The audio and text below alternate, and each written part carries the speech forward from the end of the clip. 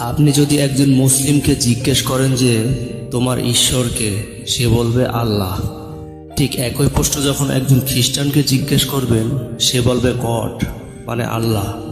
কিন্তু যখন এই একই প্রশ্ন একজন হিন্দুকে জিজ্ঞেস করবেন, তখন একজন বলবে মহাদেব, আরেকজন এসে বলবে বিষ্ণু, আবার আরেকজন এসে বলবে জগতে সকল কিছু সৃষ্টি করেছেন তো ব্রহ্মা, তাহলে ব্রহ্মাই তো আমাদের ঈশ্বর। এইভাবে সরস্বতী, দুর্গা থেকে শুরু করে কালী, শ্রীকৃষ্ণ পর্যন্ত যে ঠেকিয়ে দেবে। কিন্তু হিন্দু ভাই বোনদের একজনও তাদের ঈশ্বরকে এর সঠিক উত্তর দিতে পারবে না। ব্রাহ্মণ বলেন, পুরোহিত বলেন, মন্দিরের ঠাকুর বলেন, যে কারো কাছে যেতে পারেন, কিন্তু কেউ আপনাকে ঈশ্বরের খোঁজ দিতে পারবে না। কারণ মহাদেব, বিষ্ণু, ব্রহ্মা এদের সকলকে তো একটা আকৃতি দেওয়া হয়েছে।